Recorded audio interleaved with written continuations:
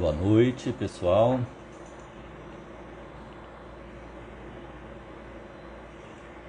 O pessoal da Liga de Genética Médica da PUC de Goiás, legal.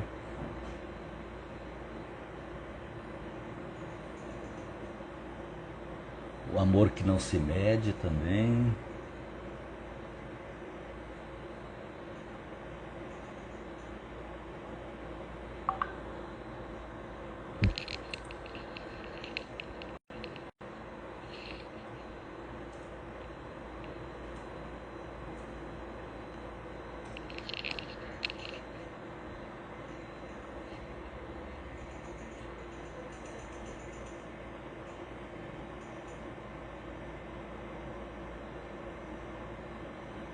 Vamos aguardar um tempinho aí, o pessoal entrar na sala, aguardando a nossa convidada, a doutora Raquel Boy.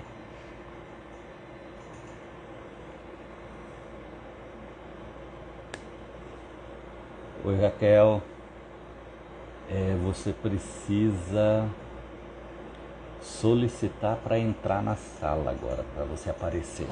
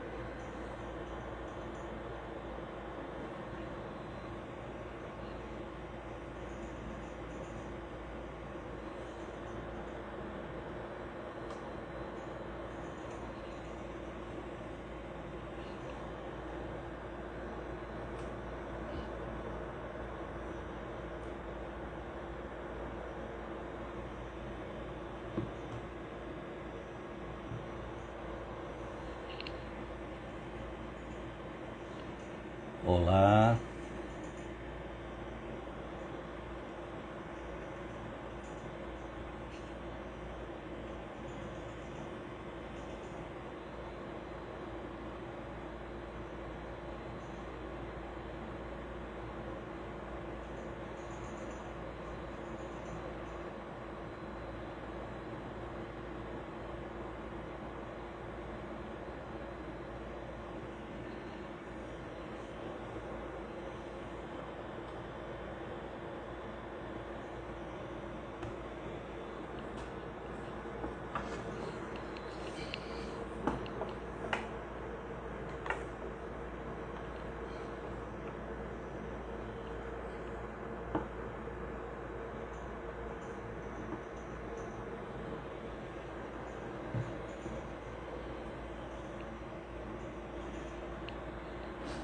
Boa noite.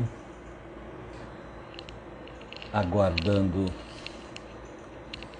a doutora Raquel, que está entrando.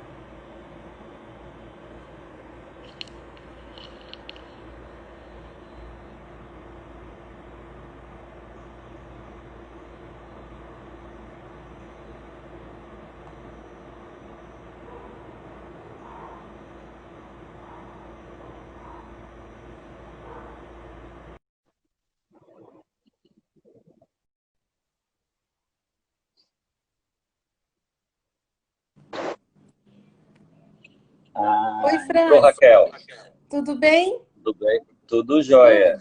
Tudo jóia, finalmente. Agora estamos Deu aqui. Tá certo, me né? vendo bem? Tá bom assim?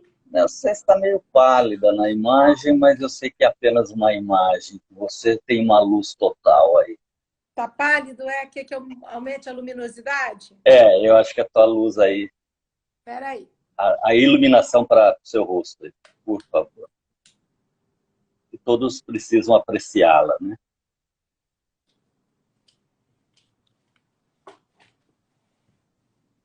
Continua pálido?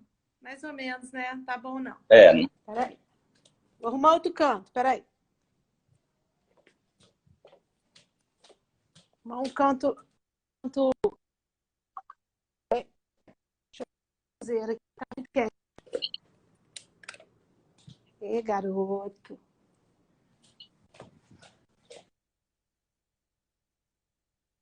doutora Mirlene Sernac acabou de entrar aqui na sala. Melhorou, Francis? Tô no sofá aqui de casa. Espera aí. Tá bom? Tá Com a cara ótima, inchada pra sempre. caramba do calor.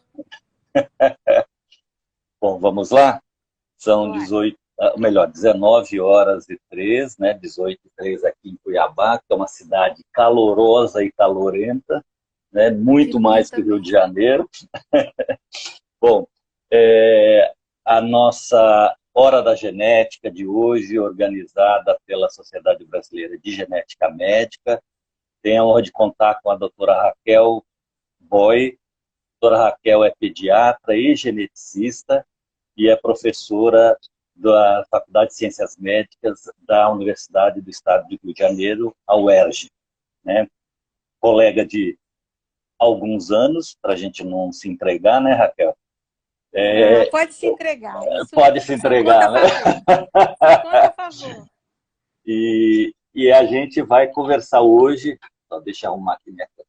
E a gente vai conversar hoje sobre vários aspectos da síndrome de Down, né? Lembrando que a síndrome de Down é um assunto extremamente pertinente no universo das doenças genéticas, porque a gente está diante da alteração cromossômica mais frequente da espécie humana, né? Então, isso por si só já é um motivo importante do ponto de vista epidemiológico, mas do ponto de vista clínico é muito interessante porque a quantidade de indivíduos, né, de crianças, indivíduos que apresentam o quadro, né, da síndrome de Down é muito grande e frequentemente são atendidos por pediatras e muitas vezes por geneticistas, né? Então eu queria que você fizesse as suas considerações iniciais, aí a gente vai fazendo um bate-bola, ok? E lembro a todos que estão assistindo que podem ir enviando as perguntas aí que eu vou anotando para passar para a doutora Raquel, ok? Tá ótimo. Boa noite a todos. Agradecer ao Francis e à Sociedade Brasileira de Genética Médica pela iniciativa de tema de assunto também relevante pela prevalência, porque são pessoas que no Brasil, pelo menos, tem 300 mil pessoas já cadastradas no último censo brasileiro, né? Um número muito semelhante ao que está cadastrado nos censos americanos, e com todas as suas características e peculiaridades, e vai ser muito bom podermos conversar a respeito. Não, legal. É um tema bastante empolgante, até porque a gente, como você falou, a gente lida com um número grande de pacientes na nossa prática médica, né? Tanto como pediatra e como geneticista.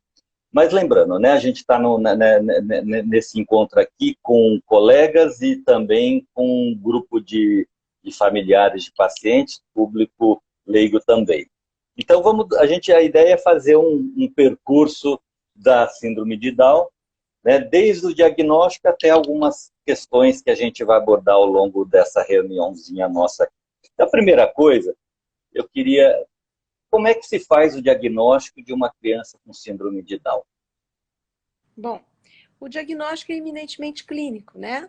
Ele pode ser feito a nível de pré-natal, a nível pós-natal, especialmente na hora do parto. O pediatra atento já pode observar os sinais clínicos mais comumente observados, né? A começar pela face habitualmente características, com as fendinhas oculares de inclinação superior, a raiz do nariz mais aplainada, a cabecinha mais arredondada, as bochechas, a face mais arredondadinha também, as orelhas geralmente pequenininhas, o pescocinho curto. Alguns bebês são bastante hipotônicos, outros nem tanto, sugam muito bem, né? Então, alguns sinais também, muitas vezes presentes nas mãos, o padrão de prega, palmar, os dedinhos mais encurtados. São vários sinais clínicos que permitem suspeitar do diagnóstico da síndrome de Down, né? Raquel, e o que é interessante, que eu acho que a gente sempre tem que lembrar, né, que a criança com síndrome de Down, habitualmente, e principalmente no fenótipo facial, não apresenta anomalias congênitas, né, ou as ditas malformações, né? Na verdade, é um pequeno quebra-cabeça que facilmente se junta para dar uma característica bastante peculiar, né?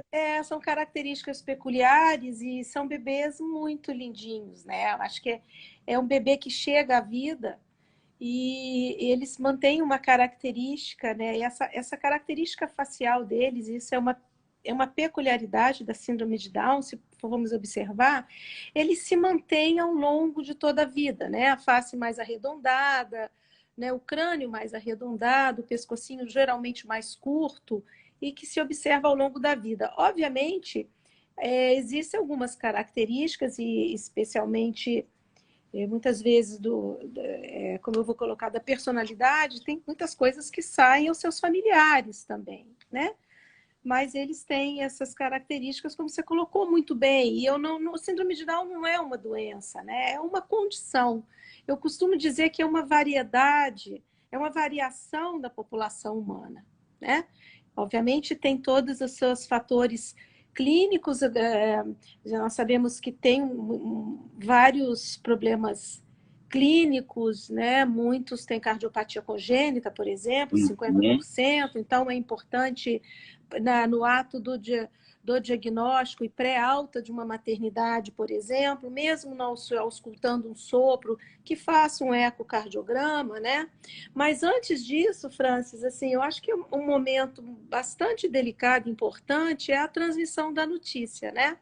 É o momento da notícia, que habitualmente é feito pelo próprio pediatra. Nós, geneticistas, somos muito poucos, né?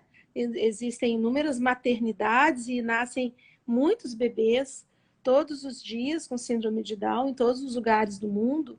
E geralmente quem vai essa primeira abordagem é o pediatra. E é um momento muito marcante na vida da família, né? Então, essa transmissão do diagnóstico precisa ser de forma muito delicada. Você está diante de um bebê que chegou ao mundo, né? E que você precisa saber colocar essas informações, ou ao menos essa suspeita. Nas maternidades que tem o geneticista está mais habitualmente treinado, né, para transmitir esse diagnóstico, né? Mas a maioria das vezes a suspeição é do pediatra, como eu disse, o diagnóstico é clínico em 95% dos casos. O cariótipo é importante sempre para o aconselhamento genético, né? Ou nos casos em que você suspeita de uma síndrome de Down, mesmo para excluir esse diagnóstico ou confirmar, é sempre importante, né? Eu costumo dizer, como o cardiologista usa o seu estetoscópio, o ecocardiograma para um diagnóstico, nós, geneticistas, como exame de primeira linha, nós usamos o cariótipo, né? Suspeitou de uma alteração cromossômica, seja qual for, deva-se sempre fazer o cariótipo, né? É importante, como você bem disse, né? Para confirmação, isso tem um efeito importante para as famílias, né? Como exame confirmatório, acaba reforçando o diagnóstico clínico do médico, mas você ressaltou bem a questão da importância do aconselhamento genético, né? Eu digo muito para os alunos ou para os residentes, né? Na maioria das vezes, para a gente pode teoricamente prescindir do cariótipo para o diagnóstico, mas ele é fundamental que seja realizado para o aconselhamento genético, né? Porque Exato. a Sim, gente sem... precisa ver qual variante citogenética, né? Porque tem alguns poucos casos que são É, herdados, né? E esses a gente tem que investigar exato. os pais aí, né? Sempre no caso de translocação, investigar os pais. Isso os alunos, a gente espera que eles saiam da faculdade bem treinados nesse sentido, né? Bom, a gente tocou em exame, né? A gente falou do cariótipo, que é o exame de rotina. E aí uma pergunta que muitos pais, quando vêm à primeira consulta, perguntam: mas olha, eu fiz o teste do pezinho e o teste do pezinho do meu bebê veio normal. O cariótipo deveria estar no teste do pezinho? Ou o teste do pezinho faz o diagnóstico da síndrome de Down? Não. O teste do pezinho, né? O racional do teste do pezinho é detecção de condições preveníveis, né? Tratáveis que venham a trazer danos para o bebê, especialmente as doenças metabólicas e o hipotiroidismo, né? E além da fibrose cística e tudo mais, né? E não faz muito sentido você colocar cariótipo para todo bebê que nasce, né? Então, foge aos critérios clássicos, as diretrizes para a triagem neonatal, você fazer estudo citogenético em toda criança. Exatamente. Absolutamente, né? E síndrome de Down, como eu falei, síndrome de Down não é uma doença propriamente dita, é uma condição que predispõe a possíveis comorbidades, como cardiopatia congênita. Nós sabemos, infelizmente, que a grande maioria dos bebês, dos indivíduos, vão ter algum grau de deficiência intelectual, né, de déficit cognitivo, né, a grande maioria é de leve a moderada, mas também tem indivíduos sem deficiência intelectual. Cerca de 5% das pessoas com síndrome de Down podem ter um QI dentro da normalidade e até ter uma vida muito mais autônoma do que a gente pensa, né? E é uma questão mesmo de revisão até das perspectivas do que é ser deficiente, por onde anda as políticas inclusivas, a aceitação da sociedade, né? Trabalhar muitas questões que a gente vai discutir aqui, né, Francis? Que Sim, sim. envolvem ao indivíduo, né, a pessoa com síndrome de Down. Mas você acabou indo lá um pouquinho mais para frente, mas Ah, vamos foi? voltar. Foi. Vamos voltar um Sorry. pouquinho, né? Quando você estava me falando de comorbidades, né? Então, Uhum. você falou que a síndrome de Down é uma condição clínica que pode estar associada a alguns problemas. E aí eu pergunto, o que a Isso. gente, né? Você falou várias vezes aí na cardiopatia congênita, mas é, o que a gente obrigatoriamente, estou diante de um bebê que eu fiz o diagnóstico clínico de síndrome de Down, vou pedir várias coisas entre o cariótipo, e o que eu tenho que investigar nessa criança obrigatoriamente? Então, você diz na maternidade pré-alta, né? Exatamente. Ou então na Obrigatoriamente primeira. são as malformações internas, né? Especialmente as cardiopatias congênitas que trazem risco de vida. É a malformação maior, altamente prevalente na síndrome de Down, como eu falei, 50%, e você precisa se assegurar que essa criança, independente de ter sopro ou não, tá? Porque até por algumas cardiopatias elas se descompensam na segunda, terceira semana de vida e não tem sopro nenhum. Então, o ecocardiograma é o exame principal, né? Obviamente, essa criança deverá fazer o teste do pezinho, o teste do pezinho, de preferência, o definido pela Sociedade Brasileira de Pediatria. Nosso Programa Nacional de Triagem, ele ainda não cobre as diversas doenças que deveriam já estar incluídas, né? E especialmente isso, todo bebê, aí entram assim na questão mais acadêmica, na verdade, né? Especialmente se você está numa maternidade de pouco recurso, é a avaliação, é o ecocardiograma, é o principal. Agora, se você está com mais recurso, o ideal é você rastrear um pouquinho melhor, né? Fazer um ultrassom de abdômen também, Abdômen para prevaler ultrassom transfontanela, mas a prevalência é um pouco é menor de menor. alterações do sistema nervoso central, né? Mas você pensar também nos problemas digestivos, na litíase biliar, enfim. Mas a mensagem maior é não esquecer do coração desse Do bebê. coração. exatamente. E existe algum protocolo, alguma normativa que a gente deve seguir no acompanhamento, né? Porque tem muitas situações clínicas que existem protocolos específicos, né? Então, queria Existem. que você me falasse um pouco. Existem, né? Primeiro, assim, é tentar não problematizar muito a questão. Existem protocolos técnicos bem descritos, inclusive do próprio Ministério da Saúde. A Sociedade Brasileira de Pediatria recém publicou também. Tivemos oportunidade, juntamente com o Salmo, com o grupo do Paraná, de Curitiba. revisar, de Curitiba, né?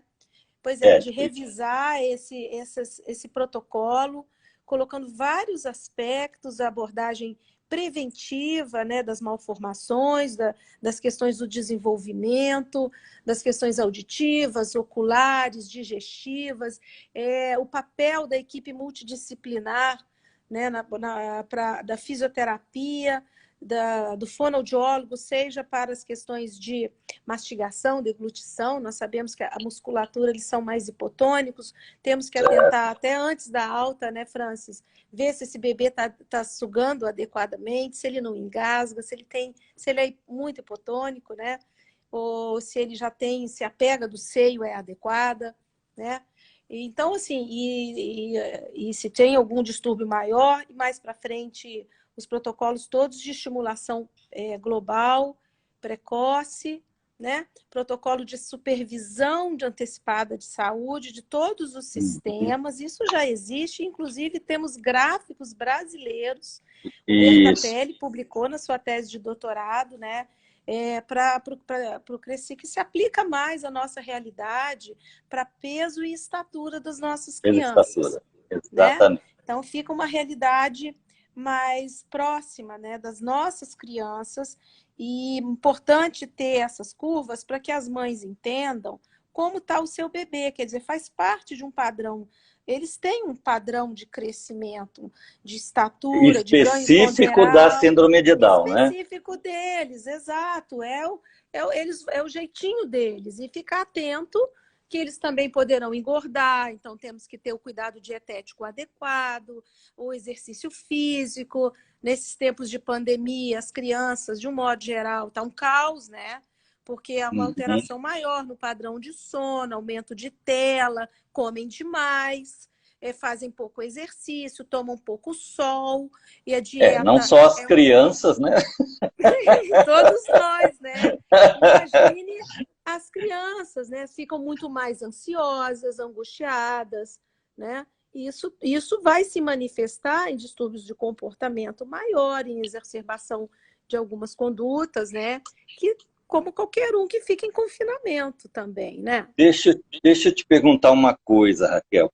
É, Pelo menos chega muito para mim, pacientes, né, crianças com síndrome de Down, e uma das perguntas que em geral a família faz qual grau de síndrome de Down que essa criança tem, né? Eles sempre É, é, é, fazem isso, é. né? Essa Então, pergunta existe alguma classificação em tipos ou grupos ou alguma coisa nesse não. sentido ou Não não? existe, né? Não existe. Cada criança, como qualquer indivíduo, eles são seres únicos, né? Então, tem crianças que têm um comprometimento do desenvolvimento muito maior, tem crianças que é muito menor. Cria-se uma expectativa do bebê com mosaicismo, né? Do cariótipo em que se apresente o Uhum. mosaico, que haja uma tendência a um melhor desenvolvimento. Isso nem sempre é verdade. Isso pode ser um fator de frustração também. E cada ser é Porque único, né, Francis? Depende. Porque a questão Assim, do desenvolvimento também vai muito cognitivo, neurodesenvolvimento do mosaicismo cerebral, e a gente não tem como fazer não tem cariótipo do como. cérebro. Exato. Então, Cariótipo a então gente não. sempre. E isso se aplica para diagnóstico até de outras doenças É, genéticas, né? E aí essa questão de exame em sangue, você colocou muito bem, Francis, porque muitas realidades cerebrais não estão vistas no exame de sangue, e, né? Do metabolismo cerebral, uhum, da plasticidade, da questão dos neurotransmissores, né? E aí isso muitas vezes é equivocadamente empregado para você usar, eventualmente, terapias sem nenhuma comprovação científica para a Exatamente. questão da melhora cognitiva desses pacientes. A gente sabe que E a acaba melhora levando à frustração, né? Muitas vezes muita, e as famílias gastos têm essa cobrança, né? desnecessários, né? E gastos desnecessários, dietas muitas vezes restritivas, sem nenhuma base técnico-científica, muito caras, que geram às vezes muito sentimento de impotência dos pais, de inclusive não poder adquirir determinados medicamentos ou tipos de terapia, sabe? Então é muito bom que fique claro que as questões do desenvolvimento, o produto final de um ser, não é só porque ele tem síndrome de Down, é o ambiente em que ele está, a dieta se é equilibrada, o acesso às terapias, se tem harmonia familiar, se tem outras patologias, assim, as comorbidades, um hipotiroidismo bem diagnosticado e tratado, problemas oculares e por aí vai. Então, é todo um grupo de coisas, né?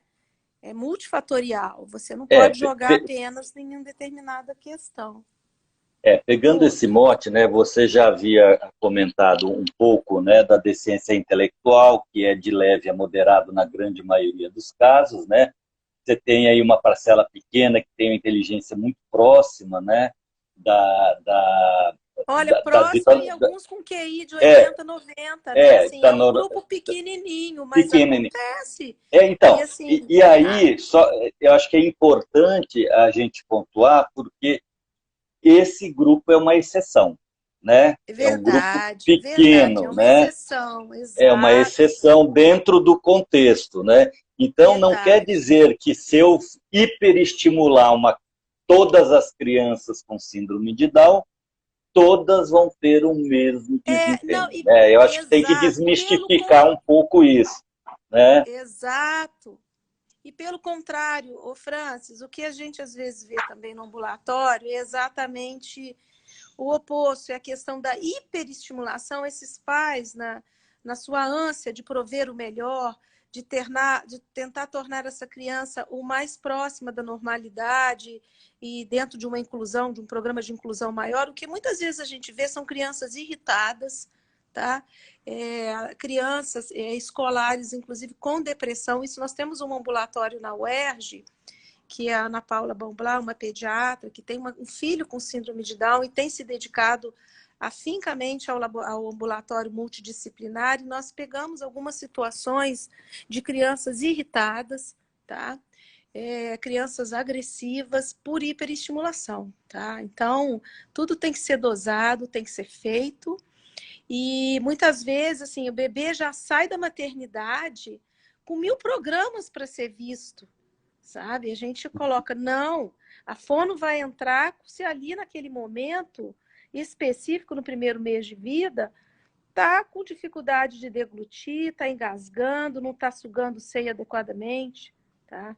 Então, essas terapias, elas vão sendo gradativamente inseridas na vida do bebê e da família, porque é importante um equilíbrio de manutenção regular, 2 a 3 vezes na semana, a depender do caso, próximo de sua casa. Muitas vezes isso gera um transtorno muito grande para É, toda a família e acaba não tendo a aderência adequada, sabe? Os pais, e as inclusive. famílias acabam se perdendo, né, no cuidado dessa única criança, às vezes negligenciam É. outros filhos e até a própria relação do casamento, né? Então, é Mas importante isso é. dosar muito isso, né? Essa questão da Isso, ida às terapias, né? E entender exato.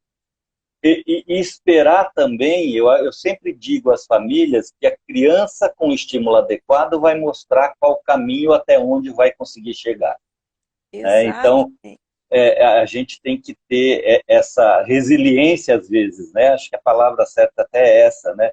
Diante de É. uma situação como essa, de saber que nem sempre essa criança vai atingir o mesmo, né? Que o outro coleguinha da fisioterapia, né? Porque isso também é outra coisa que infelizmente acaba acontecendo, que é aquela comparação ruim, né? Vamos dizer, né?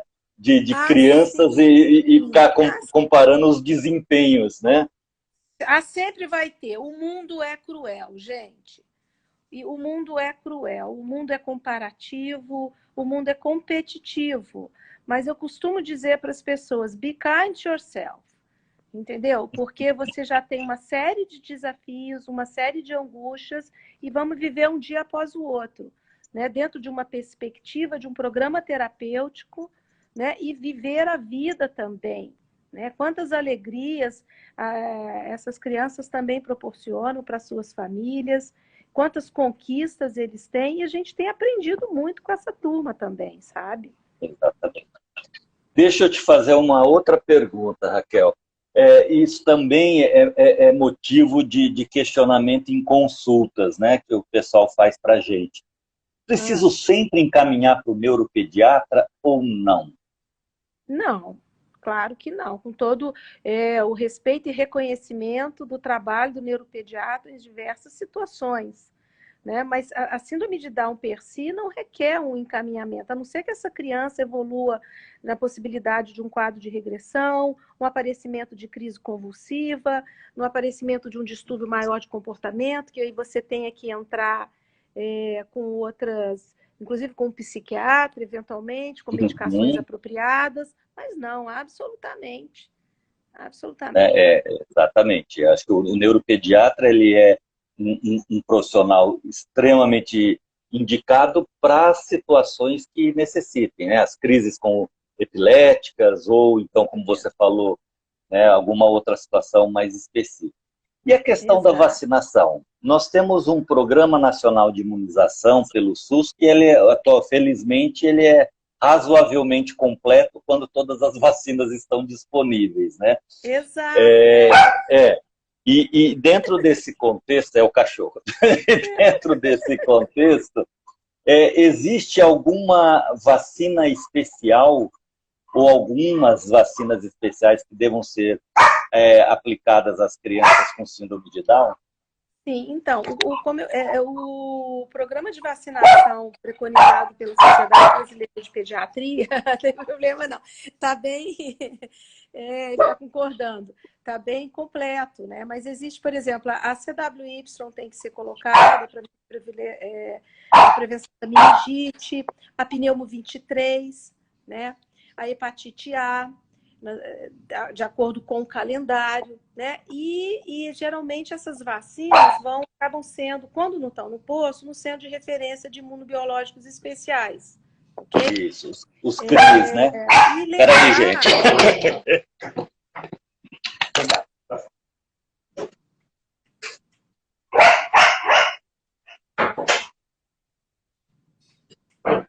Resolvido. Lembrar que não é vacina, lembrar da tolivizumab, né? Que é um anticorpo, uma imunoglobulina, que deva ser aplicado, seja o bebê prematuro ou o pacientinho com síndrome de Down com cardiopatia, né, descompensado. Não é todo cardiopata com síndrome de Down que deva usar, mas aquele cardiopatia mais complexa, descompensada, né, um CA simples a priori você não usa, mas é indicado, existe no programa público e existe os próprios planos de saúde também aplicam. Então, só você faz um relatório, é por quilo de peso, né, e funciona muito direitinho, você tem que dar, respeitando a sazonalidade, para que no inverno essas crianças estejam imunizadas, né, recebam essa imunoglobulina, e funciona muito direitinho também, né? Os efeitos colaterais são muito pequenos, mas se aplica exatamente para essas crianças que têm cardiopatia mais complexa e tudo mais, né? Lembrando disso. Não, não, acho que é importante isso que você lembrou, porque assim, na rede pública, a gente tem um programa realmente bem completo.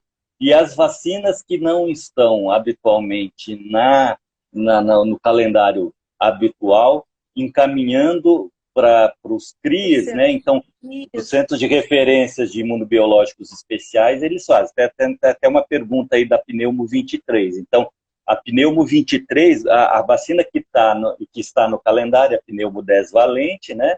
E a pneumo Isso. 23 só pode ser dada a partir de 18, 24 meses, mas quase com Exato, 24 exato. meses, 2 anos. É. Até Agora está a pela, partir de 2. O calendário de vez em é, quando muda, né?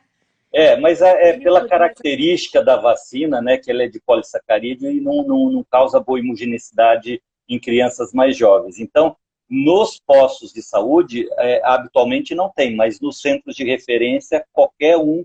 Então, quem tiver uma criança com síndrome de Down sendo acompanhada, é só pedir para o pediatra fazer um encaminhamento para o centro de referência de imunobiológico especial. Todo estado tem. Mesmo que você é. more num lugar que não seja a capital, aquela unidade de saúde entra em contato com o CRI e eles disponibilizam essas vacinas ditas especiais. Né? Acho Isso, que é isso. Bom, exato. Raquel, a gente falou de uma maneira geral sobre a questão da saúde, né, da criança com síndrome de Down, dos diversos aspectos. Vamos partir para uma outra coisa que é super importante, que é a questão da escolaridade. Então, se eu tivesse uma criança com síndrome de Down, e aí eu vou querer colocar numa escola. Em que escola que eu coloco meu filho? É uma ótima pergunta, né? Porque, assim, habitualmente, nos primeiros anos de vida, você vai colocar numa escola regular, né? De preferência, era o ideal para qualquer escola, na verdade, turmas pequenas, atendimento mais personalizado, né? Respeitando as características da criança. Nós sabemos que, assim, pelo menos até o quinto ano de vida, o potencial de aprendizado é muito maior, quinto a sétimo ano de vida, o potencial de aprendizado é muito maior, né? E depois você, à medida que essa criança vai sinalizando as dificuldades maiores, né? Lembrando que ela estando numa escola regular, ela está também com as terapias estimulatórias, né? A fonoaudiologia, a psicomotricidade, a terapia ocupacional, tudo isso são formas de auxiliá-la também no aprendizado, né? Na aquisição das capacidades. E depois o que se observa na maioria é de fato essa dificuldade, né? Para ser, por exemplo, alfabetizado, para aprender a escrever. Alguns pacientes chegam a ser alfabetizados, a conseguir ler, que infelizmente também não é a regra, né? E a partir Uhum. daí você acaba colocando muitos pacientes numa escola já dita especial ou inclusiva, né? E é importante que eu acho que você também já comentou, ao longo desse percurso, tentar identificar as potencialidades dessa criança e, se não for possível uma educação formal, né, você Isso. partir para alguma atividade técnica ou alguma Isso. atividade que dê até uma possibilidade de trabalho, né, alguma E tem função, muitas, sabe, né? Francis? E Uhum. tem agora com a política de inclusão do dito deficiente, né? E tem uma lei também que agora as empresas precisam ter dentro do seu cadastro pessoas portadoras de deficiência, né? E aí eu falo, né, é questão de rediscutir a deficiência, porque muitas vezes, né, quando você sela esse indivíduo, dá a impressão que ele não pode fazer nada na vida, né? Que ele não tem Certo. capacidade nenhuma. E, na verdade, o que a gente vê, assim, as capacidades sociais, socioadaptativas das pessoas com síndrome de Down é muito grande, né? Então, atividades práticas, atividades técnicas, a gente vê, por exemplo, atividades do comércio, são pessoas muito, como é que eu vou dizer, sociáveis, amigáveis, servis. Então, em São Paulo, por exemplo, tem alguns restaurantes que eles são garçons, são muito assíduos, são pessoas muito comprometidas, amorosas, sabe? Então, você de fato vê até onde essa capacidade, né? É a questão de aumentar o entendimento da diversidade humana, sabe? A gente muitas vezes acha que Exatamente. o É bem-sucedido é só só aquele aquele que que fez fez uma faculdade. carreira acadêmica, É, não é? Com mestrado, doutorado, que fez isso, fez aquilo. Não, existem diversas atividades técnicas, né? Que a gente vê aí e que as pessoas se fazem muito bem, né? E se E que são organizam muito bem, extremamente importantes e úteis, necessárias, né? úteis, né? Importantes e necessárias. Habilidades diversas, né? No nível técnico, no nível médio, que não vai desqualificar ninguém, né? E vai estar plenamente inserido e feliz, né? A gente tem que, como sociedade, batalhar por esses espaços, né? E vivam as sociedades de paz, né? Que eles batalham muito por isso também. Óbvio que tem que É, ter uma ótica muito realista, né?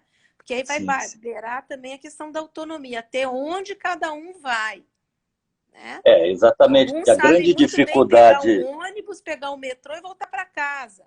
Outros não têm outros essa não. capacidade, né? Então, isso a É, e, família mesmo vai conhecendo. e a gente sabe que aí começam, né?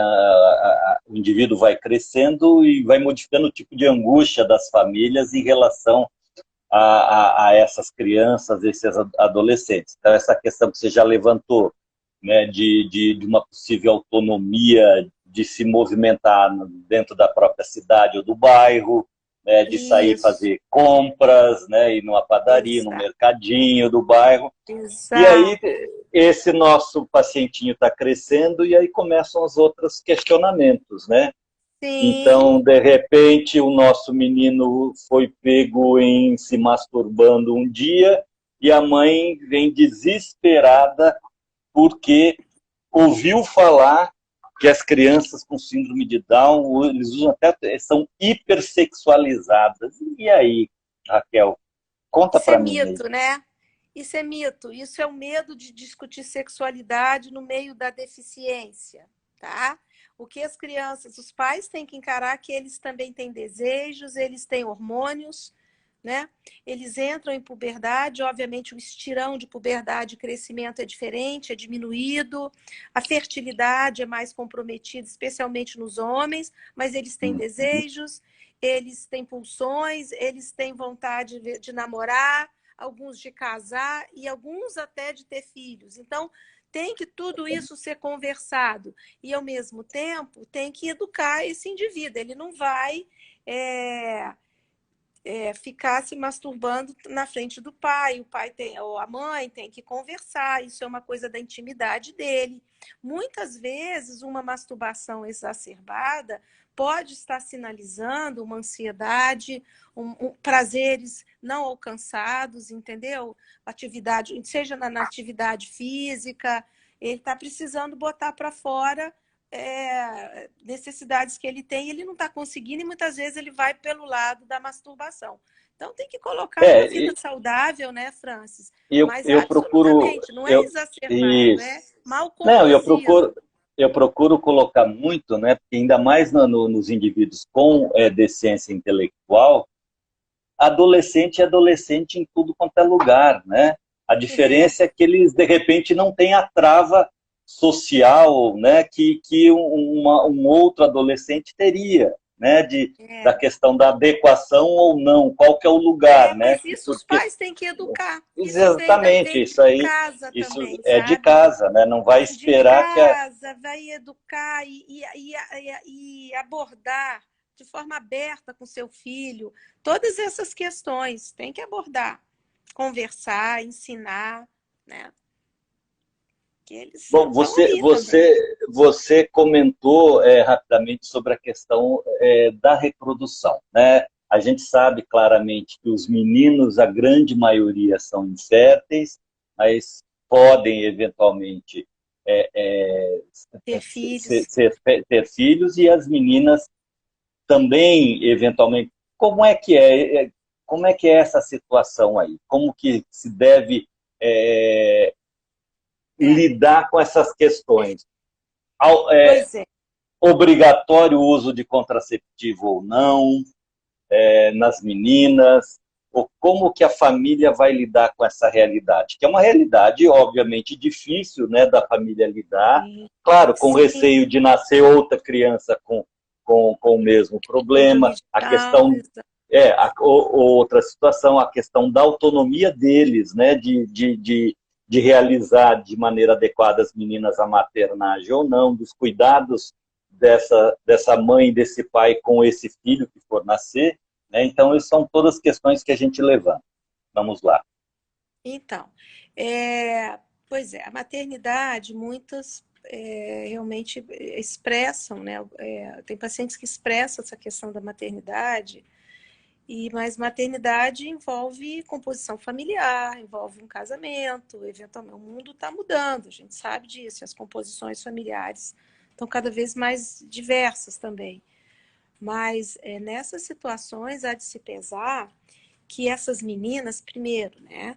Elas têm que ter entendimento um pouco maior do seu corpo, do seu funcionamento, da importância dos pais, junto com os médicos, levar essa menina no ginecologista, menstruou, pensar na questão anticonceptiva, sim, no momento em que ela tenha mais autonomia, que ela eventualmente comece a sair com outras pessoas. Porque muitas dessas meninas são passíveis de abuso também, né, Francis?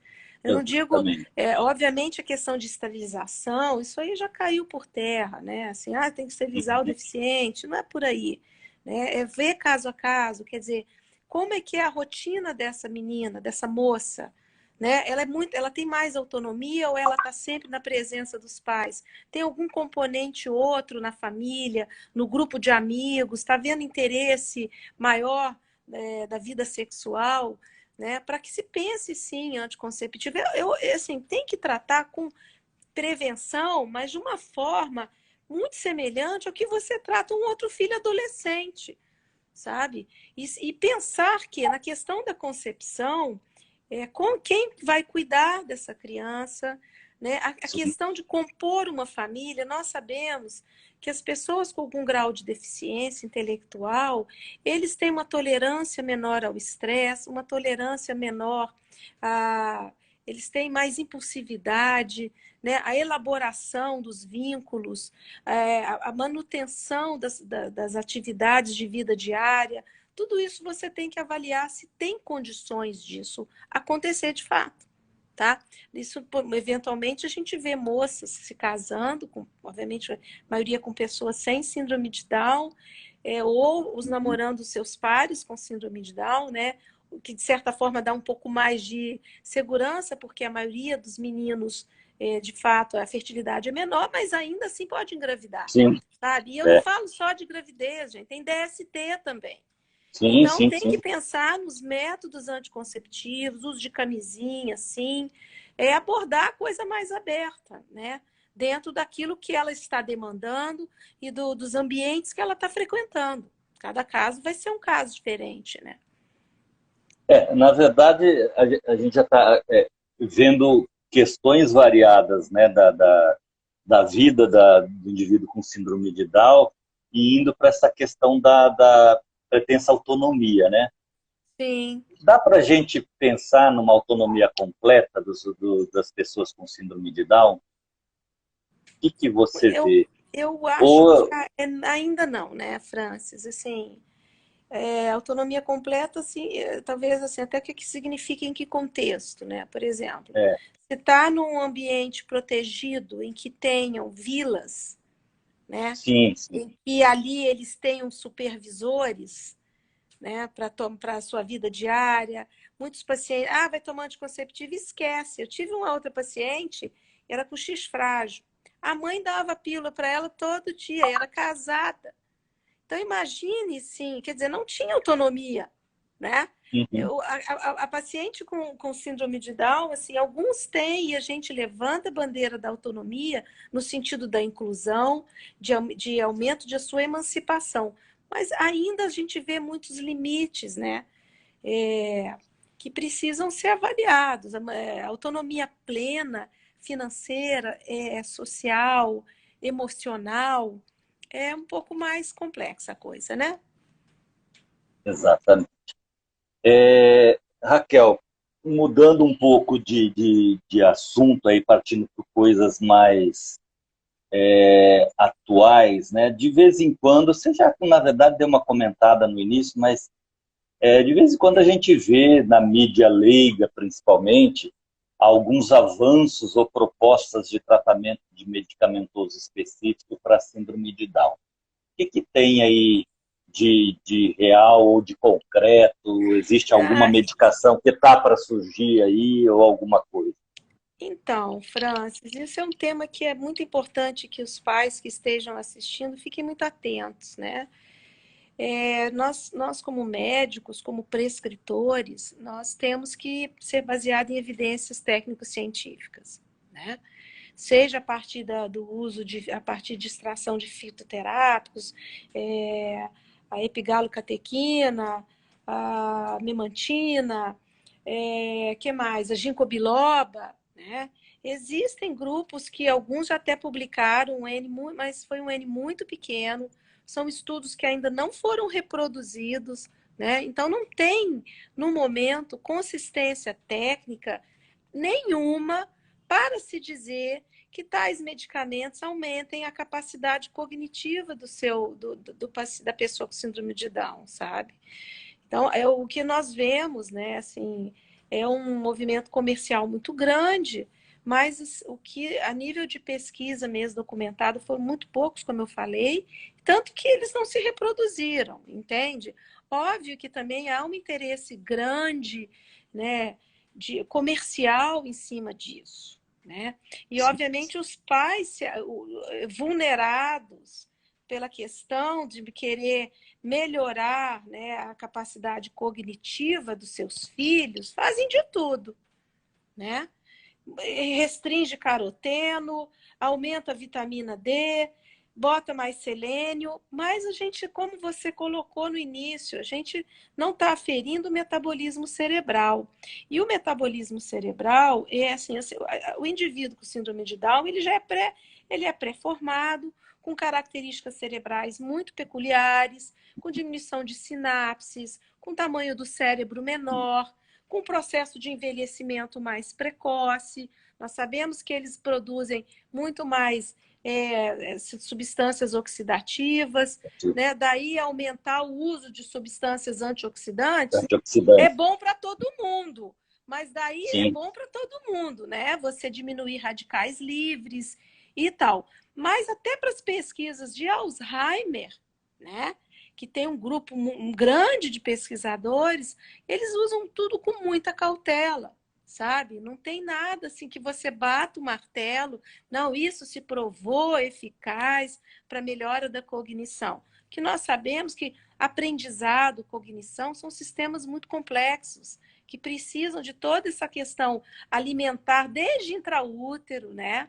Muitas essas coisas aí que a gente não sabe nem dizer como direito funciona, né? Na complexidade do nosso genoma, até o ambiente depois perinatal, o ambiente todo dessa criança de alimentação, de estímulo, de vida diária, enfim, de hormônios, é muito complexo. Então, assim, o que eu gosto sempre de dizer, o grupo da nutrição trabalha com nutrologia funcional, são pessoas muito sérias, um abraço para Simone, amiga do Luiz do Pará, né? Simone Ribas, muito boa nutricionista, ela trabalha com nutrologia funcional, um profissional bastante séria, e assim, o que nós orientamos, uma dieta balanceada, uma lista de alimentos, sabe, com antioxidantes, mas daí fazer dietas mirabolantes, sabe, restritivas, com hipersuplementação, isso não tem base técnico-científica. Não tem base técnico-científica. Que vai encarecer a dieta, né, e vai dar mais angústia às famílias, né, do muito que diverso. efetivamente. Não, e a gente não pode esquecer que a síndrome de Down a causa biológica é ter um terceiro cromossomo 21 em todas as células, né? Então, é diferente de algumas situações genéticas hoje que até passíveis de tratamento, né, por algumas terapias, quando você está lidando com um gene específico. Aí não, está lidando com um conjunto de genes que estão em triplicata. E isso alterou, como você falou, a própria formação cerebral, a própria formação corporal. Não, e mais interessante, tem pesquisadores agora, assim, parece que é uma condição realmente multifatorial, porque tem genes, e o Atonarax apresentou isso bacana, né? Que modulam outros genes, entendeu? Quer dizer, o cromossomo terceiro 21, ele tá mexendo em ligar e desligar vários outros genes do nosso organismo. como é que você vai mediar isso É, é, bioquimicamente por um remedinho? Entendeu? remédio Não é por aí ainda, né? Chegaremos lá, ainda. mas Talvez muito chegue, mas estudo, muito entendimento da biologia, do funcionamento cerebral, muita coisa ainda pela frente para se aprender. e aí, Raquel, aí partindo aí para uma questão bem atual, né? Nós estamos no meio, ou melhor, acho que a gente está na fase descendente da pandemia, assim a gente espera, né, que ninguém está aguentando mais isso. É, Qual que é o risco? Existe um risco aumentado para as crianças com síndrome de Down terem formas mais graves da Covid-19 ou de mais facilmente contraírem a infecção do coronavírus? então, né? Isso aí foi um assunto também discutido, a questão da tempestade de citocinas, né? Que Uhum. descobriram, estão descobrindo ainda como é que é essa doença. Na verdade, não é uma doença, são múltiplas doenças que o coronavírus pode deflagrar, né? E houve esse medo enorme. Eu acho que esse artigo que publicaram inicialmente mais assustou, né? O que ajudou. Do que ajudou as famílias, né? Criou um pânico de falar essas crianças e ficar reclusas, presas. Não, os cuidados não tem nada ainda comprovado. Já surgiu outra teoria de que por eles terem alguns graus de imunodeficiência, seria até melhor para a proteção do Covid, porque não teriam tanta inflamação, tanta doença mediada, tanto interleucinas, interferons aí mediando os processos inflamatórios e tal. Então, nada disso ainda é concreto, viu, França? Os cuidados são habituais como qualquer outra criança, que deva ter o seu segmento médico regular, a tua vida dentro da normalidade, mas usando máscara, fazendo a higienização, especialmente muita lavagem de mãos, né? Os cuidados que a gente está tentando, que se tentou durante essa pandemia toda e ainda se tenta, né? Para toda a população, né? Que muitos Exatamente. agem como se também não tivesse pandemia, né? Sim, Mas nada em excesso para essa população.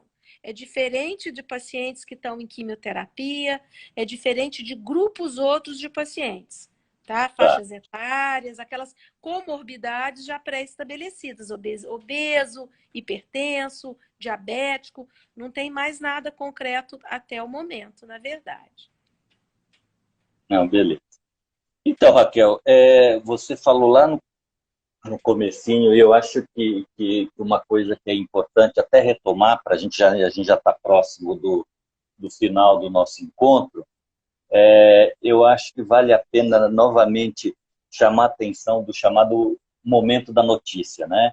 Que é Ah, aquele momento em que se dá o diagnóstico ou se fala sobre a possibilidade do diagnóstico, né? Nem sempre os profissionais que lidam com essas crianças têm habilidade adequada, né? É uma pena, mas nem todos têm. E a gente ouve verdade. relatos catastróficos, infelizmente, de pais, né? Muito, Com os muito. relatos mais agressivos e horrorosos mesmo, né? Grosseiros, De, muito grosseiros, grosseiros, muito de grosseiro. como se referiram à criança, né? É. O que você poderia dar uma mensagem aí nesse sentido, tanto para os colegas quanto para os familiares, para os pais aí? É, eu diria que você deva procurar ser empático, na verdade, né? Tomar, falar das suas suspeitas, que existe a possibilidade, mas mais do que isso, assim, ideal é transmitir a mãe e o pai junto, com o médico junto, olhando nos olhos, trazendo essa criança, né? Mostrando que é um bebê que está ali, que veio ao mundo, que existe essa suspeita, mas que o diagnóstico vai ser confirmado e que na verdade, é uma condição que traz alguns desafios, alguns não, trazem muitos desafios. Muitas vezes não é o bebê sonhado, é um bebê que vai trazer, que a família vai entrar num processo de luto, né? E respeitar isso também, sabe, Franz? Também ninguém vai ser parabenizado porque nasceu um bebê com algum problema, algum agravo na sua saúde, né? Mas você tem que ser, eu acho que é minimamente empático, sabe? De sentir um pouco, se colocar no lugar do outro, porque é um bebê que está no seu colo, é um bebê que está no seu seio, é um bebê que foi esperado, é um ser que você gerou, né? Então, primeiramente, eu acho que é ser humano, né? Seja o bebê ter síndrome de Down, ter trissomia do 13, do 18, ter uma hidrocefalia. Eu acho que é a gente voltar a ser humano, sabe? É o ser humano olhando para outro ser humano, entende? Eu sempre digo para as famílias, né, que encaro a maternidade ou a paternidade de uma maneira animal mesmo, né? É o filhote daquela família, né? Ninguém vai querer É, trocar, né? não, não É, vai. E a é o maternidade e a filhotinho, né? paternidade abrem janelas para o mundo, sabe? Sim, Muitas sim, vezes depois eu falo, bem-vindo ao mundo selvagem. E é assim, verdade. não existem filhos perfeitos, podem ter as suas dificuldades, não existe, né? Mas assim, a maternidade e a paternidade, você tem que estar aberto para tudo, né? De peito aberto mesmo. E se o que eu falo é ser empático, é pegar na mão dessa mãe, é se aproximar. Muitas vezes esses pais respeitar o momento, falar pouco.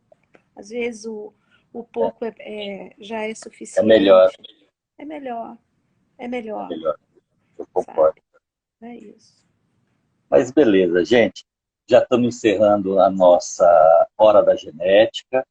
Eu queria agradecer bastante a doutora Raquel Boy para passar a sua experiência, seu entusiasmo com o tema, tá?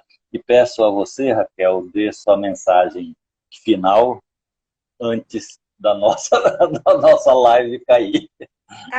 Não, a minha mensagem final é agradecer a você, Francis, é um parceiro aí de muitos anos, é um pediatra de mão cheia, um pai nota 1000, construiu também uma família, e eu acho que aqui a gente procura, como médicos, né, ajudar as famílias.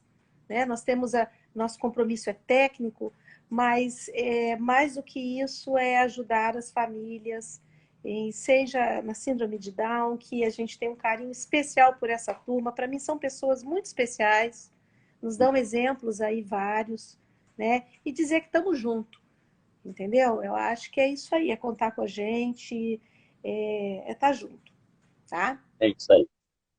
É Então tá, isso. gente. Raquel, muito obrigado.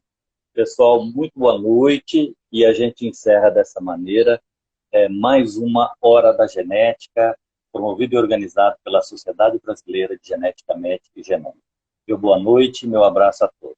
Tchau, tchau. Tá, boa noite, França. Obrigada. Tchau, tchau. Tá.